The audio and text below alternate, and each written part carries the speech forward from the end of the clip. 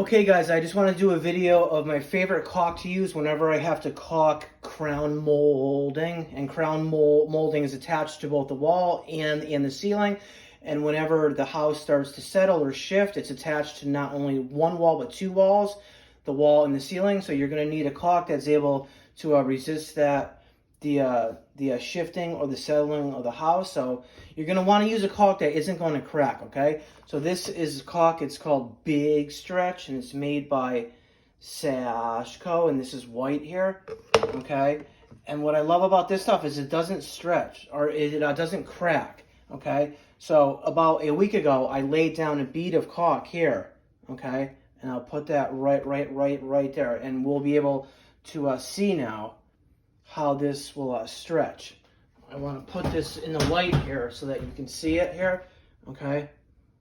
So I'll just grab it and I'll pull it apart. Now the beauty about this stuff is it says that it can stretch up to 500% of its original width.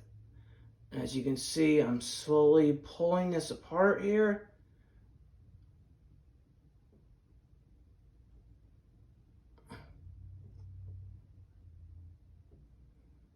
Okay.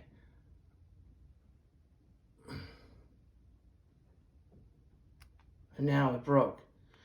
So you can really see how well that this stuff can stretch out and conform to the shifting or the settling of the house. So if you ever put up crown molding, don't just use that DAP stuff, that cheap stuff, that fast dry.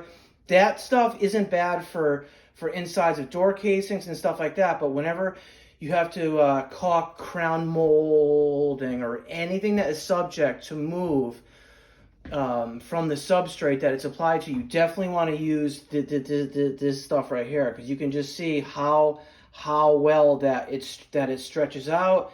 And again, I've used this for over 10 years now, and none of the crown molding that I've used this on has cracked.